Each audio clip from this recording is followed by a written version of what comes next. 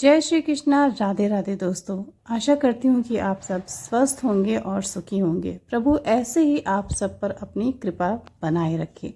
दोस्तों, जो भी लड्डू गोपाल की या लड्डू गोपाल के साथ साथ राधा रानी की सेवा करते हैं, जिनके भी घर में लड्डू गोपाल विराजमान होते हैं, वे ज़रूर बाल गोपाल से एक रिश्ता बनाकर उनकी सेवा करते हैं। या तो वो पुत्र मानते हैं, या भाई मानते हैं, सखा मानते हैं, या एक दास के अपने आप को एक दास मानकर उनकी सेवा करते हैं। लड्डू गोपाल की या फिर भगवान श्री कृष्ण की भक्ति में भाव की बहुत प्रधानता होती है दोस्तों। तो ऐसा बहुत लोग के द्वारा मैंने सुना है कि बहुत लोग ऐसा मानते हैं, या बहुत लोगों के घर में ऐसी मान्यता है कि जो सभी अलग अलग तरह की सेवाएं या अलग अलग तरह की पूजा होती है, वो सबके लिए सुख कारक नहीं होती, सबके लिए सुख प्रदायक नहीं होती। या फिर आप आम भाषा में कह सकते हैं कि सारी पूजा, सारी विग्रह की सेवा सबके लिए सबको सूट नहीं करती। ऐसा मैंने बहुत बार सुना है। लेकिन मेरा जो मत है, मेरा जो विचार है, जो मुझे सही लगता है, वो तो सिर्फ ये है कि प्रभु कभी भी किसी के साथ अनिष्ट नहीं कर सकते। अगर हमारे साथ कुछ भी ऐसा होता है तो हो सकता है वो हमारा प्रारब्ध हो, लेकिन जब हम पर दुख आता है तो हम सबसे पहला जो दोष होता है वो प्रभु के ऊपर ही लगाते हैं कि भगवान ने मेरे साथ ऐसा क्यों किया। दोस्तों, दुख में अपने आप को संभालना और भक्ति में लगाना एक बहुत ही बड़ा कठिन काम है।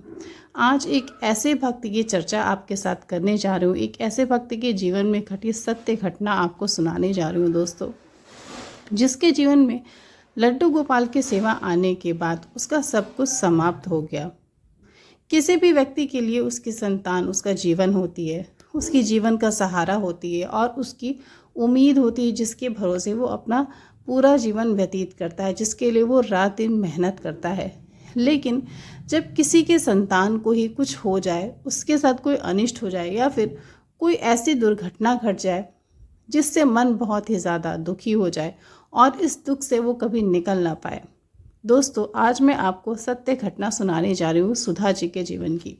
सुधा जी बताती हैं कि वे लड्डू गोपाल को अपना पुत्र मानती थीं, अपना पुत्र मानकर उनकी सेवा करती थी और अपनी संतान से कहीं ज़्यादा उनके लिए वे मेहनत करती थी, दिन रात भोग बनाती थी, उनके वस्त्रों की तैयारी करती थी, सब कुछ। मतलब सुबह 4 बजे से उठकर वे उनकी सेवा में लग जाती थी और रात के 12 बजे तक, जब वो सो नहीं जाते तब तक वो उनकी सेवा में लगी रहती थी। वे बताती हैं कि लड्डू गोपाल की सेवा की वजह से कभी कभी मेरे घर में जो मेरी दैनिक जो डेली की दिनचर्या थी वो भी कभी कभी बाधित हो जाती थी और मेरे बहुत सारे काम भी देर से हो जाते थे। लेकिन मैं बस यही सोचती थी कि प्रभु का काम सबसे पहले होना चाहिए। लेकिन सुधा जी के जीवन में कुछ ऐसी घटना घटी जिसके बाद से उनका प्रभु से और भक्ति पर से भरोसा ही उठ गया। दोस्तों, सुधा जी बताती हैं कि कभी उनका भी एक हंसता खेलता परिवार हुआ करता था। उनका एक बेटा, उनके पति, ससुराल में उनके सभी सदस्य, उन सबका संयुक्त परिवार था और सभी बहुत ज़्यादा प्रसन्न थे। सुधा बताती हैं कि उनके जीवन में इतनी ज़्यादा खुशियाँ थी, इतना आनंद भरा हुआ था कि कभी कभी उन्हें ऐसा ही लगता था कि कहीं मेरी ही नज़र मेरी खुशियों को न लग जाए।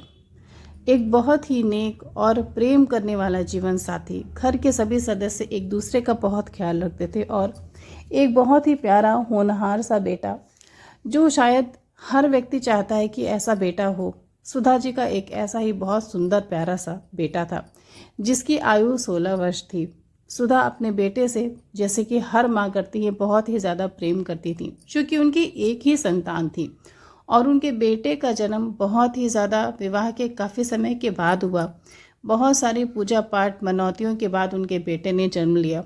इसलिए जो चीज़ हमें मुश्किल से मिलती है उसका मूल्य, उसकी कीमत और उसका स्थान हमारे जीवन में बहुत ही ज़्यादा ऊंचा होता है दोस्तों। सुधा जी बताती हैं कि जब उनका बेटा करीब 13 वर्ष का हुआ तो अचानक से उसे पता नहीं क्यों लड्डू गोपाल से बहुत ही ज़्यादा स्नेह हो गया। वो एक बार जन्माष्टमी के उत्सव में कहीं घूमने गया था, वहाँ पर उसने लड्डू गोपाल की प्रतिमा देखी थी और वो लड्डू गोपाल उसे इतने भा गए, उन्होंने उस बच्चे को, उनके बेटे को, जिसका नाम राहुल था, उसे अपनी ओर ऐसा आकर्षित किया कि वहाँ से आने के बाद राहुल जो था वो लड्डू गोपाल को भूल ही नहीं पा रहा था। सुधा जी बताती हैं कि अगले दिन मेरे बेटे राहुल ने मुझसे बोला कि मेरे घर में भी लड्डू गोपाल की मूर्ति ज़रूर होनी चाहिए। लेकिन सुधा जी की कुछ खास इच्छा नहीं थी लड्डू गोपाल की सेवा में। लेकिन 2-4 दिन बीते, उनका बेटा हर रोज़ जिद करता था कि लड्डू गोपाल को घर पे ले आओ। अपने बेटे की जिद को वो टाल नहीं पाई। वो बाजार गई और लड्डू गोपाल की एक बहुत ही सुंदर सी प्रतिमा खरीद कर लेकर आई। सुधा जी लड्डू गोपाल तो लेकर घर पे आई, लेकिन अभी भी उनका कुछ खास मन नहीं था। उनकी कोई बहुत तीव्र इच्छा नहीं थी कि वो लड्डू गोपाल की सेवा करे। उन्होंने एक शोपीस की तरह लड्डू गोपाल को अपने घर में ड्राइंग रूम में सजा कर रख दिया। लेकिन उनका बेटा जब भी लड्डू गोपाल को देखता, वो अपनी माँ से कहता कि मम्मी, सबके घर में लड्डू गोपाल की सेवा होती है, उनके वस्त्र बदले जाते हैं, उन्हें भोग लगाया जाता है, बहुत सारे लोग उन्हें अपने हाथों से भी भोग लगाते हैं, लेकिन तुम लड्डू गोपाल के लिए खाना क्यों नहीं बनाती। सुधा जी बताती हैं कि मैं कई दिन तक उसकी बातों को टालती रही, लेकिन अब वो हर रोज़ मुझसे एक ही बात बोलता था कि लड्डू गोपाल को खाना खिलाओ, उन्हें भूख लगी होगी, सभी खिलाते हैं, तुम क्यों नहीं खिलाती। सुधा जी अपने बेटे की ज़िद को टाल नहीं पाई। उन्हें ऐसा लगा कि शायद भगवान की यही मर्ज़ी है और इसीलिए भगवान अपनी सेवा लेने के लिए, ये सब करने के लिए मेरे बेटे को प्रेरित कर रहे हैं। उन्हें संजोग लगा कि बस ये सब कुछ होना ही है और जो भी होगा, जो भी होता है वो अच्छा होता है। शायद भगवान हमसे सेवा लेना चाह रहे हैं, इसलिए ये सारी चीज़ें हो रही हैं। सुधा जी अब उसी दिन से लड्डू गोपाल की सेवा बहुत ही अच्छे से करने लगी। और जब भक्त उनकी सेवा करने लगता है तो करते करते कुछ ही दिनों में वो प्रभु से जुड़ जाता है और फिर उस सेवा के बिना नहीं रह पाता। सुधा के साथ भी यही हुआ। करीब वो बताती 1 हफ्ते तक मैंने लड्डू गोपाल की सेवा की। उसके बाद वो मेरी दिनचर्या बन गई। मैं हर रोज़ बाल गोपाल की सेवा करने लगी। बिना सेवा के मुझे बिल्कुल भी अच्छा नहीं लगता था। धीरे धीरे सभी बाल गोपाल की सेवा भक्ति करने लगे और घर में सबको लड्डू गोपाल बहुत अच्छे लगने लगे। सबको भगवान श्री कृष्ण का बाल रूप लड्डू गोपाल से प्रेम हो गया। वो हैं ही ऐसी, उनकी सुंदरता और उनकी कृपा ऐसी है कि कोई भी उनके कृपा से, उनके प्रभाव से बच नहीं सकते। सुधा के घर में भी ऐसा हुआ। सभी उनसे बहुत ही ज़्यादा जुड़ गए, सभी भक्ति करने लगे और सेवा करने लगे। सुधा बताती हैं कि ये सब करते हुए 1.5 से 2 वर्ष ही बीते थे। अचानक से उनके जीवन में धीरे धीरे कुछ अजीब से परिवर्तन होने लगे। सुधा जी बताती हैं कि उन्हें अचानक से बुरे बुरे स्वप्न आने लगे। अचानक ही उन्हें कभी घबराहट होने लगती थी। ऐसा प्रतीत होता था कि मेरे साथ कुछ अनिष्ट होने वाला है, कोई अनहोनी होने वाली है। वो बताती हैं कि मैं लड्डू गोपाल से अपने मन की सारी बातें बोलती थी। मुझे ऐसा लगता था कि वो मेरे साथ है, मेरे साथ कुछ भी अनहोनी नहीं हो सकती क्योंकि प्रभु की कृपा मुझ पर है। बस यही सोच के वो अपना हर एक दिन गुजारती थी। लेकिन उन्हें ऐसा लगता था कि घर में कुछ अजीब सा है, कुछ अच्छा नहीं होने वाला, कुछ बुरा हो सकता है। घर में सभी अपने अपने कामों में, अपने अपने जीवन में व्यस्त थे। सुधा के जीवन में एक ऐसी विपत्ति, एक ऐसा तूफान आने वाला था जिसको किसी की भी खबर नहीं थी। सब कुछ अच्छा चल रहा था, बाल गोपाल के घर में सेवा हो रही थी, लेकिन एक दिन अचानक से उनके बेटे राहुल की रात में बहुत ही ज़्यादा तबीयत खराब हो गई। ऐसा पहले बिल्कुल प्रतीत नहीं हो रहा था कि वो बीमार है या फिर उसे कुछ हो सकता है। रात में ही उसकी तबीयत बहुत ज़्यादा खराब हो गई।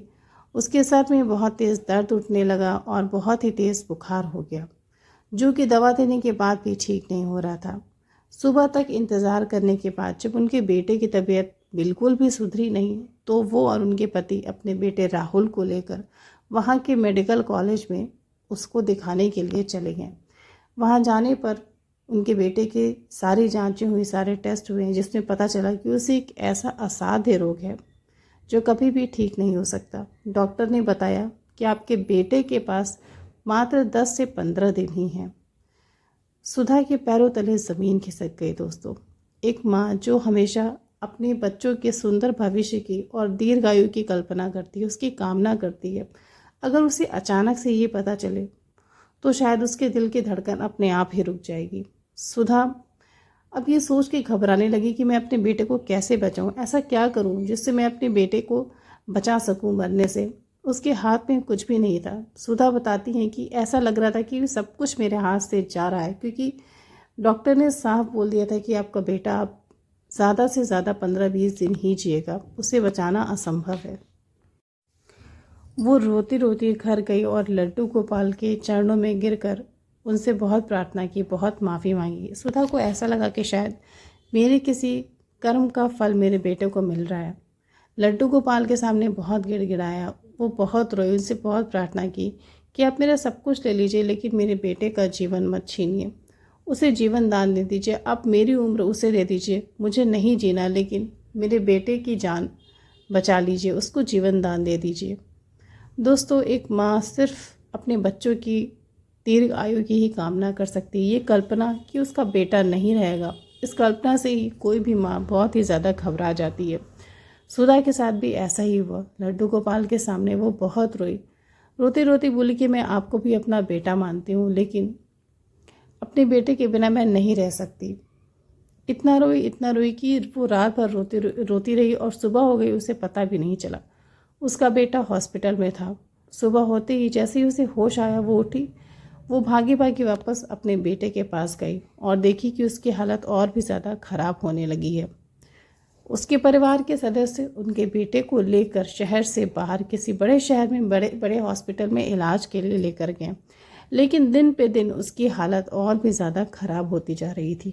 उन सब ने उसे बचाने का पूरा प्रयास किया, इलाज करने में कहीं भी कसर नहीं छोड़ी, जितना भी उनके पास धन था वो सब कुछ उसके इलाज में लगा दिया। लेकिन दोस्तों, 20 दिन के बाद उनके बेटे राहुल की मृत्यु हो गई। सुधा को अपने बेटे को देखने पर भी उसे विश्वास नहीं हो रहा था कि वो जीवित नहीं है। अपने बेटे को वो जब भी देख रही थी उसे ऐसा ही लग रहा था कि वो सोया हुआ है गहरी नींद में। वो कल्पना में भी नहीं सोच सकती थी कि उसका बेटा उसके जीवन काल में या फिर उसके जीवित रहते हुए कभी ये संसार छोड़कर जाएगा। उस पर दुख का पहाड़ टूट गया। उसे अब कुछ भी और नज़र नहीं आ रहा था। सिर्फ उस दुख ने उसे इतना घेर लिया था, इतना दुखी कर लिया था कि भक्ति या लड्डू गोपाल तो उसे नज़र ही नहीं आ रहे थे। घर आने के बाद जब उसने देखा लड्डू गोपाल का विग्रह तो उससे अपने बेटे की याद आ गई। उसकी आंखों से फिर से आंसू बहने लगे, इतने आंसू जिन्हें रोक पाना संभव नहीं था। उसे लड्डू गोपाल को देखकर बहुत ही निराशा और क्रोध भी आया। वो रोष में आकर, क्रोध में आकर उनसे पूछ पड़ी कि मेरा बेटा तो आपको बहुत प्यार करता था, आपकी बहुत सेवा करता था, लेकिन आप कैसे भगवान हैं कि अपने भक्त को, एक ऐसा भक्त जो आपसे इतना स्नेह करता था, आप उसका जीवन नहीं बचा पाए। आप भगवान हैं ही नहीं, आप सिर्फ एक मूर्ति हैं और भगवान कहीं भी नहीं होते। ये सब कुछ एक पाखंड है, एक झूठ है। सुधा को लड्डू गोपाल की मूर्ति से नफरत हो गई दोस्तों। उसके लिए दिन और रात काटना गुजारना बहुत ही ज़्यादा दूभर हो गया। रात में वो सोचती थी कि मैं रात कैसे बिताऊंगी, मुझे नींद नहीं आएगी। सुबह उठती तो फिर उसे अपने बेटे की याद आने लगती थी कि वो स्कूल जाता था, वो ऐसे पढ़ाई करता था, ऐसी ऐसी बातें करता था, लड्डू गोपाल के बारे में इतना सोचता था, उनकी इतनी सेवा करता था। ये सारी बातें उसे बहुत ही ज़्यादा सताती थी। एक एक दिन बिताना उसके लिए पहाड़ हो गया था। सुधा बताती हैं कि कई बार मैंने अपना जीवन समाप्त करने की, आत्महत्या करने की कोशिश की लेकिन नहीं हो पाया। शायद उसके किसी पाप कर्मों का फल था जो उसे ऐसा जीवन जीने को मिला। उसका सब कुछ खत्म हो गया, जीवन जीने की लालसा, इच्छा सब खत्म हो गई। अपना ही जीवन उसे बोझ लगने लगा। तो ऐसे ही 6 महीने बीत गए। सुधा के बेटे को गए हुए 6-7 महीने बीत गए। उसके घर में एक उदासी, एक मायूसी सी छा गई।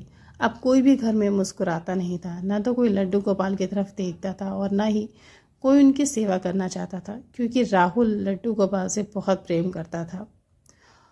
और अब सुधा कभी सोच भी नहीं सकती थी कि मैं लड्डू गोपाल की सेवा करूँगी। एक बार उसकी सास ने उससे बोला भी कि तू लड्डू गोपाल की सेवा करती थी पहले, अब उनकी सेवा शुरू कर दे, क्योंकि ये सब कुछ बीते हुए 6 महीने हो गए और जो भी हुआ है उसे मानना पड़ेगा, उसके साथ जीवन को जीना पड़ेगा। लेकिन सुधा की बिल्कुल भी हिम्मत नहीं हो रही थी लड्डू गोपाल की सेवा करने की।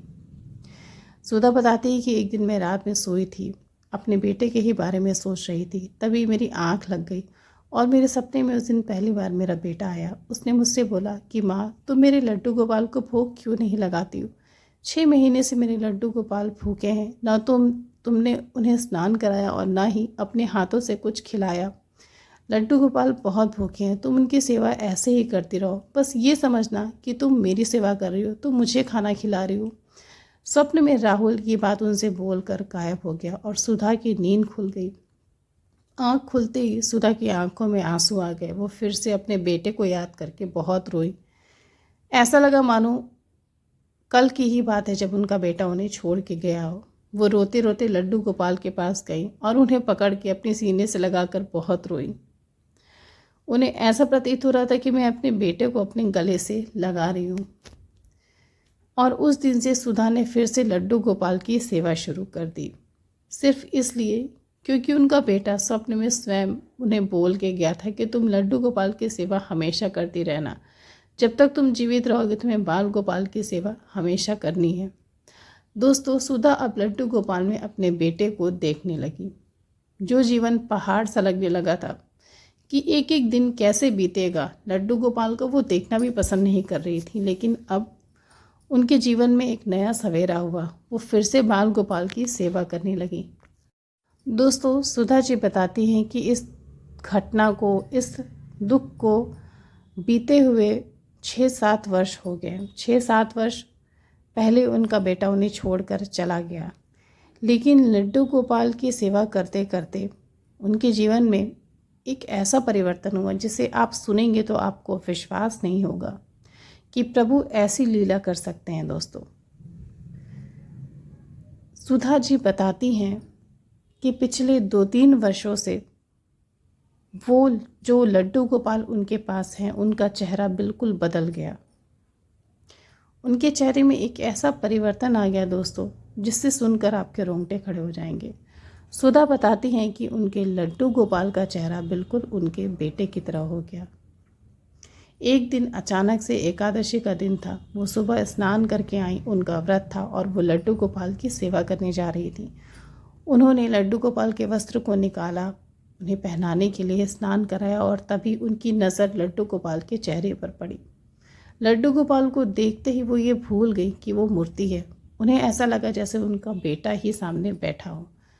ये असंभव था, लेकिन वे बताती हैं कि सच में लड्डू गोपाल का चेहरा हूबहू उनके बेटे के जैसा हो गया था। वे दौड़ कर गईं, अपने बेटे की तस्वीर उठाकर लाती हैं और लड्डू गोपाल की विग्रह के सामने रख देती हैं। वे बताती हैं कि लेश मात्र भी दोनों में अंतर नहीं था। लड्डू गोपाल का चेहरा बिल्कुल उनके बेटे का ही चेहरा हो गया था। ये देखकर वो बाल गोपाल को अपनी छाती से लगाकर इतना रोती हैं जितना वो पहले कभी नहीं रोई। और उस दिन उन्हें विश्वास हो गया भगवान की कृपा का। उस दिन उन्हें समझ में आ गया कि जो भी घटित हुआ उनके प्रारब्ध का फल था, लेकिन आज जो उनके सामने है वो प्रभु की कृपा है। अगर लड्डू गोपाल उनके पास नहीं होते दोस्तों, तो वो अपने बेटे को दोबारा कैसे देख पाती। अब वो यही मानती हैं कि वो लड्डू गोपाल ही राहुल है, उनका बेटा है। वो जब भी उन्हें देखती हैं, उन्हें बाल गोपाल की विग्रह में अपना बेटा नज़र आता है। जो दुख, जो पीड़ा उनके बेटे के न रहने पर वो झेलती थी, जो महसूस करती थी, वो अब उन्हें नहीं होती, क्योंकि लड्डू गोपाल में ही उन्हें अपना बेटा नज़र आता है। दोस्तों, ऐसी सत्य घटना मैंने पहले कभी नहीं सुनी थी। उसको सुनने के बाद मेरे आँखों से स्वयं आंसू आने लगे। मेरा दिल बहुत रोया एक माँ के दुख के लिए, और उसके बाद प्रभु की ऐसी कृपा को, ऐसी करुणा को सुनकर मेरा मन बहुत विह्वल हुआ। मैं बहुत रोई।